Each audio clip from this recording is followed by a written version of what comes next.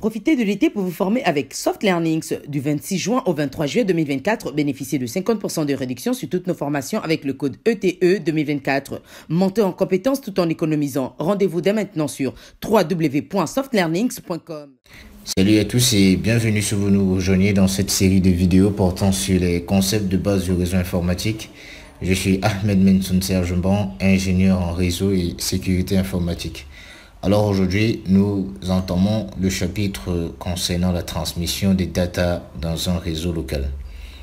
La dernière fois, nous avons parlé des fondamentaux des LAN, des réseaux locaux. Aujourd'hui, nous allons parler de la transmission des data, c'est-à-dire des données, des messages dans ces réseaux locaux-là.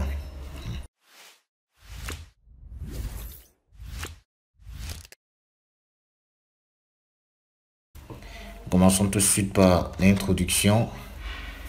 Les protocoles qui permettent à l'Ethernet de transmettre les datas fonctionnent de la même façon, quel que soit le type de câble, que ce soit un Cooper ou la fibre. Cooper, c'est encore UDP.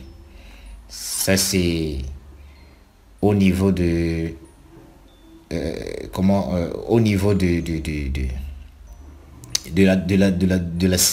la première couche. Le protocole Ethernet de la deuxième couche définit le format du frame. Le frame ici, c'est l'appellation du data au niveau de la deuxième couche. Lorsque nous sommes dans le modèle TCP/IP. Si on se rappelle, dans le modèle TCP/IP, l'information, c'est-à-dire les données, changent de nom en fonction des couches. Donc, lorsque la donnée est au niveau de la couche application, elle est appelée data. Lorsqu'elle va descendre au niveau de la couche de transport, elle sera appelée segment. Lorsqu'elle va descendre au niveau de la couche network, elle sera appelée packet.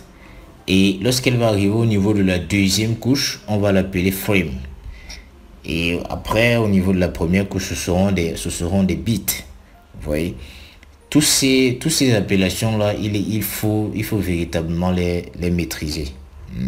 Et on se rappelle également qu'au niveau du OSI model, l'information, ou alors la data n'avait qu'un seul nom, c'était PDU. Quel que soit le layer, quelle que soit la couche, l'information avait le même nom. Tout ça, il faut véritablement prendre le temps d'utiliser constamment ces expressions-là. Nous parlons du format de l'Ethernet frame.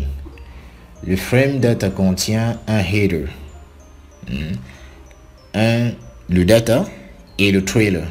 Donc essentiellement, le frame data a trois parties. La première partie, c'est le header. La deuxième partie qui est au milieu du frame, c'est la data, c'est-à-dire le message en lui-même. Et la troisième partie, c'est le trailer. Et on a une illustration ici, où vous voyez ici le header, le message, terminé ou alors suivi du trailer. Et ici, on a un tableau un peu plus descriptif avec des précisions. Vous pouvez poser la vidéo et essayer de parcourir le tableau pour avoir un peu plus de notions, même si on va aller définir l'ensemble de ces éléments pas à pas. Nous commençons par l'adresse physique. Les adresses physiques source et destination jouent un rôle capital dans le fonctionnement de l'Ethernet. L'équipement qui transmet le frame met son adresse physique sur le source address. Excusez-moi, ici c'est une erreur. Et l'adresse physique de destination sur le destination address. Si on revient, vous allez voir ici, il y a un source address et destination address. Ces informations sont essentielles pour le switch. C'est ce qui permet au switch de connaître qui envoie le message et à qui est-ce que le message est destiné. L'équipement qui transmet s'attend à ce que le message soit livré à la bonne adresse physique de destination. Une fois qu'il a renseigné qui je suis et à qui je vais envoyer le message, il s'attend à ce que le switch fasse son travail. Avant de continuer cette vidéo, nous souhaitons vous présenter la plateforme de formation www.softlearnings.com. Sur cette plateforme, vous aurez l'ensemble de notre catalogue de formations pour vous accompagner dans l'acquisition de nouvelles compétences, mais aussi l'ensemble des outils et des solutions métiers développés pour vous aider au quotidien dans vos différentes missions. Vous avez aussi la possibilité de réserver vos places pour nos différents séminaires que nous organisons tout au long de l'année en venant simplement dans l'onglet séminaire et en choisissant le séminaire auquel vous voulez participer. Nous souhaitons par exemple prendre une formation, nous allons cliquer dans l'onglet formation et nous allons choisir cette formation que nous souhaitons ajouter au panier. Vous pouvez simplement cliquer sur ajouter au panier ou si vous souhaitez avoir la description de la formation, vous allez cliquer sur voir plus. Dans cette description, vous aurez l'ensemble du contenu de la formation où vous avez la possibilité de voir les 2 premières vidéos de la formation, mais aussi la description de la formation et l'ensemble des outils qui sont mis à votre disposition pour la formation. Une fois que vous êtes convaincu, vous allez simplement cliquer sur ajouter au panier et lorsque vous ajoutez au panier, vous allez aller dans votre panier. Dans votre panier, vous allez attribuer ou bien mettre votre code promotionnel si vous avez afin de bénéficier des réductions et cocher cette case pour accepter les modalités de vente et vous allez procéder au paiement. Lors du paiement, vous avez 3 possibilités. Donc, soit vous pouvez prendre un paiement pour 6 mois, pour 12 mois ou pour 24 mois. En fonction de celui que vous allez choisir, vous pouvez choisir pour 12 mois ou pour 6 mois. Ça dépendra de vous. Au niveau des paiements, vous avez un paiement par carte bancaire si vous possédez une carte bancaire.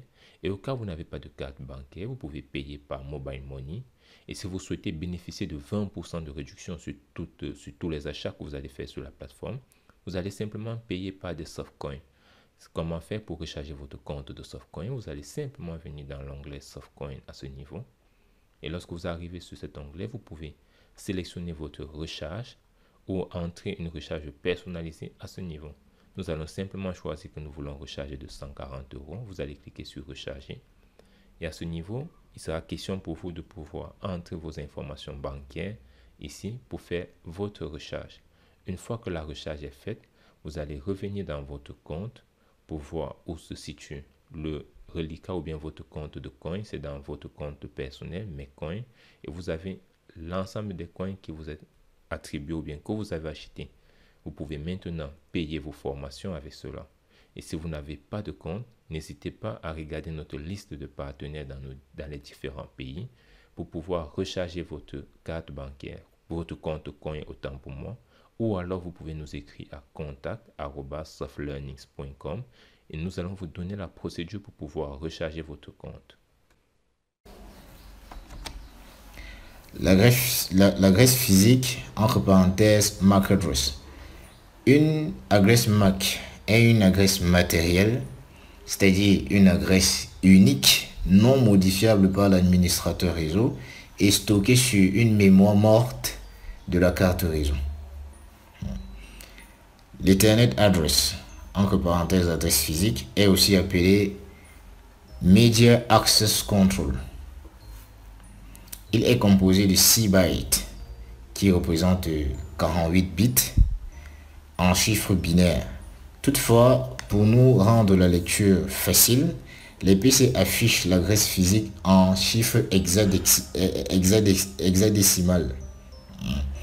Les 6 premiers chiffres sont standardisés ou alors administrés par l'IEEE et ces chiffres-là représentent, on va dire, identifient le fabricant de la carte.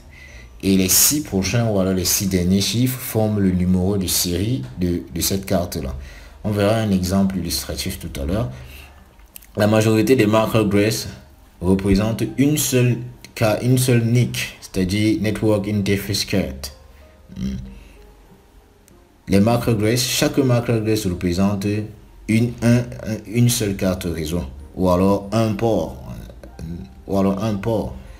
Chaque port aura son MAC address. Par exemple, dans un switch, on peut avoir un switch à 12 ports et un peu plus.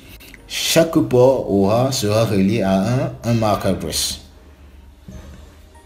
Nous aurons de plus amples précisions lorsque nous ferons le lab. L'adresse physique ou encore MAC address ou Ethernet address sont assignées universellement par les fabricants d'équipements et sont uniques.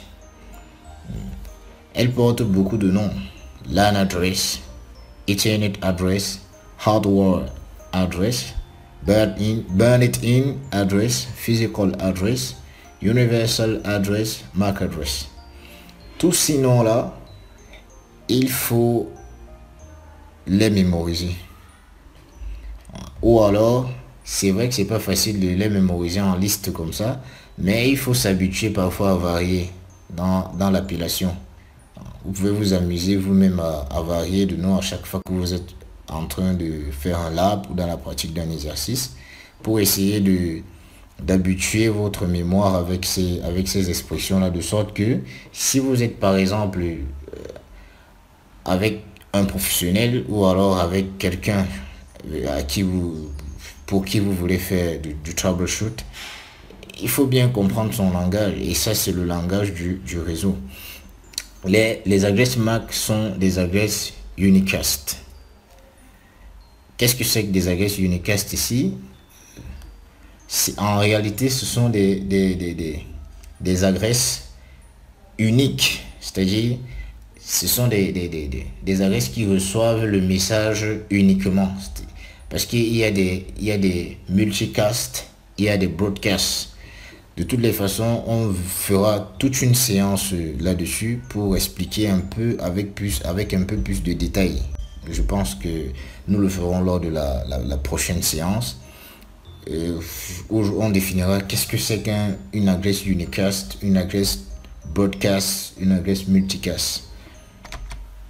Si nous avons une illustration, nous avons la taille ici en binaire, en termes de bits. Nous avons la taille en hexadécimal. On a la première partie qui est définie par l'Organizationally Unique Identifier, qui est standardisé par l'IEEE. Et ici, on a le vendeur, c'est-à-dire le numéro de série du vendeur, le numéro de série de celui de la carte. Et ici, on a un exemple. Voici un exemple de MAC address. Bien, nous vous remercions d'avoir suivi cette vidéo et nous espérons que vous serez nombreux avec nous lors de la prochaine vidéo, où nous parlerons des types de Ethernet address, et nous parlerons également de la façon dont les données vont transiter à l'intérieur d'un réseau. Si vous avez aimé la vidéo, un like nous fera plaisir, des partages nous encourageront énormément, et surtout, vos appréciations et vos avis dans les commentaires nous permettront de nous améliorer. En attendant, nous vous donnons rendez-vous dans la prochaine vidéo.